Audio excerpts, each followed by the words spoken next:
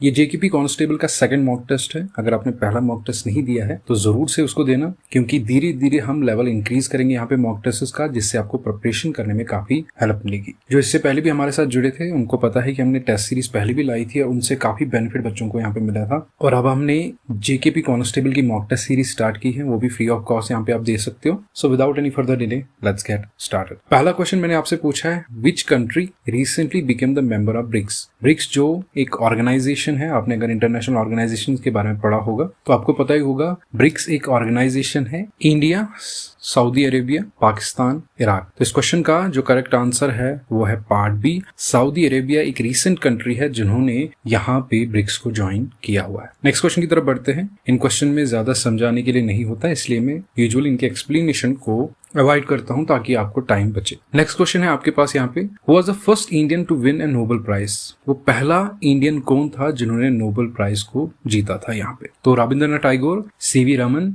अमर्त्य सेन और mother Teresa. तो वो पहले इंडियन थे रविंद्रनाथ टैगोर जिन्होंने नोबेल प्राइज को जीता था। सो पार्ट ए इसका करेक्ट आंसर है। नेक्स्ट क्वेश्चन की तरफ बढ़ते हैं। The highest peak in the world mount Everest is located in which mountain range. बहुत अच्छा क्वेश्चन है। यूजुअली जेकेएसएस भी इस तरह के क्वेश्चन कभी कभार पूछता है। तो एल्प्स, एंडीज, हिमालयाज, रॉकीज। तो इस क्वेश्चन का जो करेक्ट आंसर है वो है पार्ट सी, हिमालयाज में माउंट एवरेस्ट लोकेटेड है। लेकिन यूजुअली अगर ये क्वेश्चन टॉप भी बनाना होगा तो इस तरह की रेंजेस आपको पूछी जाएंगी, जैसे कोराकरम है, लद्दाख है, ग्रेटर हिमालयाज है। इस तरह के क्वेश्चंस आपको पूछे जाएंगे ताकि आप कंफ्यूज हो जाओ वहां पे करेक्ट आंसर कौन सा। सो हम नेक्स्ट क्वेश्चन की तरफ बढ़ते हैं। The directive principles of state policy are found in which part of Indian constitution. Part first, part third, part fourth और पार्ट फिफ्थ। तो इस क्वेश्चन का जो करेक्ट आंसर है, जो directive principles of state policy है वो इंडियन कॉन्स्टिट्यूशन के पार्ट फोर्थ में मेंशन है। सो पार्ट सी इसका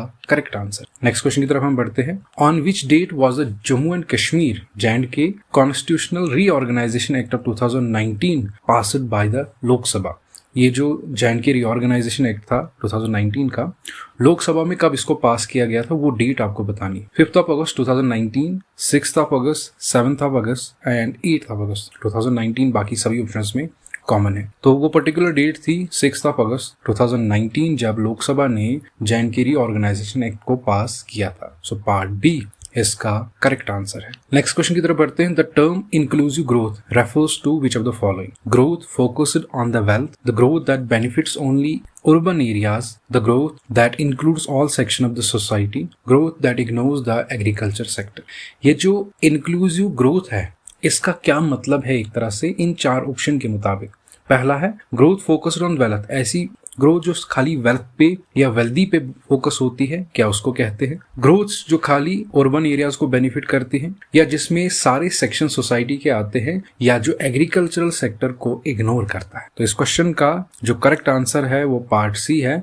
इंक्लूसिव ग्रोथ का मतलब होता है growth that includes all sections of society, ऐसी ग्रोथ जिसमें सोसाइटी का हर सेक्शन इंक्लूड होता है। नेक्स्ट क्वेश्चन की तरफ बढ़ते हैं हम। विच of the following is not a renewable source of energy. इनमें से कौन सा रिन्यूएबल सोर्स ऑफ एनर्जी नहीं है, इसका मतलब उसको आप रिन्यू नहीं कर सकते हो। सोलर, विंड, न्यूक्लियर और हाइड्रो पावर। तो हमें पता है इसमें एक ही ऐसा ऑप्शन है, वो है part C, nuclear power energy को हम रिन्यू नहीं कर सकते। सो पार्ट सी इसका करेक्ट आंसर है। नेक्स्ट क्वेश्चन की तरफ बढ़ते हैं। इंग्लिश से मैंने आपको क्वेश्चन पूछा है, what is the antonym of word benevolent, kind, cruel, genius, compassionate. तो इस पर्टिकुलर वर्ड का जो एंटोनियम यहाँ पे है वो है क्रूअल। सो पार्ट बी इसका करेक्ट आंसर है। नेक्स्ट क्वेश्चन है एक जनरल नॉलेज का क्वेश्चन है। यूजुअली इफेक्टिव कम्युनिकेशन के अंदर मैंने आपको पूछा है, which of the following is a barrier to effective communication.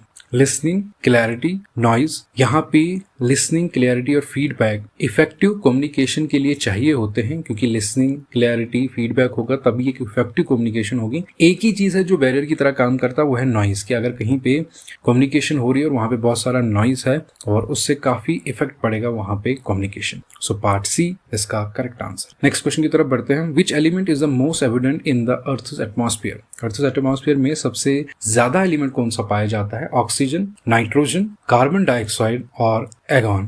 तो इस क्वेश्चन का जो करेक्ट आंसर है वो है पार्ट बी, नाइट्रोजन सबसे ज्यादा अर्थ के एटमॉस्फेयर में पाया जाता है। नेक्स्ट क्वेश्चन है, which of the following is not an input device. ये बहुत आसान क्वेश्चन है।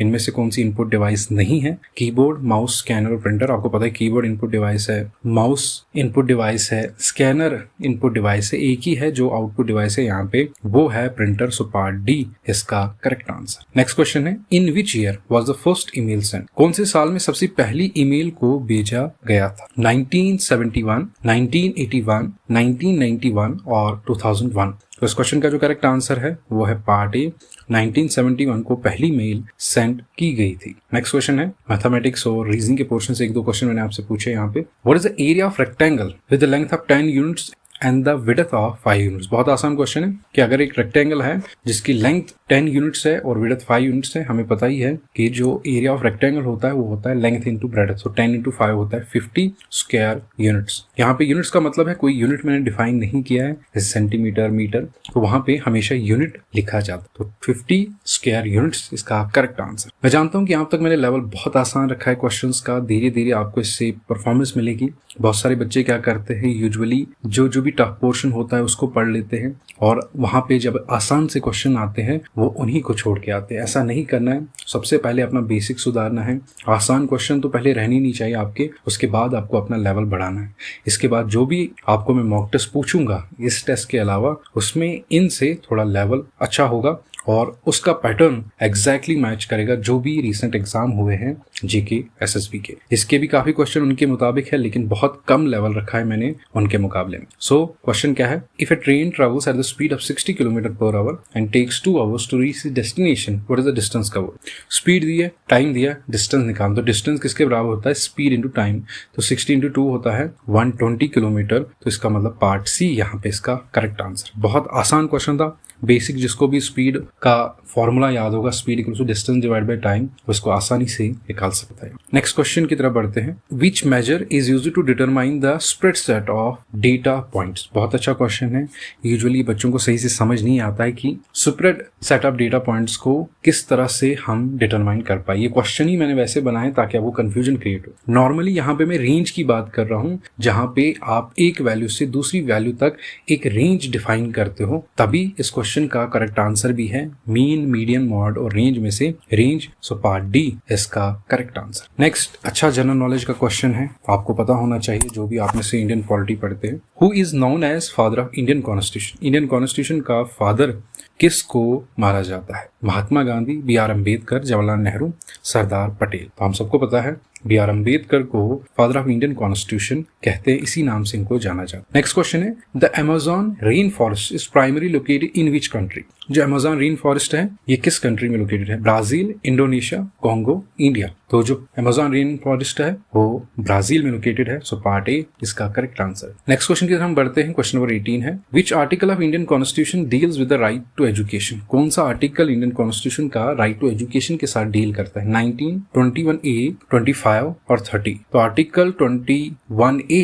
ऑफ इंडियन कॉन्स्टिट्यूशन डील करता है राइट टू एजुकेशन के साथ। सो पार्ट बी इसका करेक्ट आंसर। नेक्स्ट क्वेश्चन है, the Zoji La pass connects which two reasons? Leh and Srinagar, Jammu and Srinagar, Manali and Leh, Kargil and Dras. तो हमें पता है लेह और श्रीनगर को जोजिला पास कनेक्ट करता है। सो पार्ट ए इसका करेक्ट आंसर। इस पर्टिकुलर एमसीक्यू सेशन का जो लास्ट क्वेश्चन मैंने आपके लिए रखा है वो है, which of the following is an example of non biodegradable material? जो इजीली डिग्रेड नहीं होता है। Paper, cotton, plastic, would. तो हमें पता है पिछली बार मैंने आपको पूछा था बायोडिग्रेडेबल कौन सा है, इस बार मैंने आपसे पूछा है नॉन बायोडिग्रेडेबल मटेरियल कौन सा। तो वुड भी इजीली हो जाता है, कॉटन भी और पेपर भी। एक ही नहीं होता है, वो है प्लास्टिक। सो पार्ट सी इसका करेक्ट आंसर है। आई होप इस एमसीक्यू सेशन में आपने बहुत अच्छा परफॉर्म किया होगा, क्योंकि बहुत आसान एमसीक्यू सेशंस थे पहला, और ये भी बहुत आसान था। मेरे हिसाब से मैंने बहुत आसान रखे थे ताकि आपको यूजुअली मोटिवेशन मिले कि आप और अच्छे से प्रिपेयर करो। नेक्स्ट जो थर्ड मॉक टेस्ट रहेगा आपके जेकेपी कांस्टेबल के लिए, उसका लेवल बहुत अच्छा होगा। उसके लिए आप बहुत अच्छे से प्रिपरेशन करना। इंशाल्लाह मैं जल्दी आपसे मिलूंगा। टिल देन आप पढ़ते रहिए। सो मिलते हैं अगली वीडियो में एक नए टॉपिक के साथ।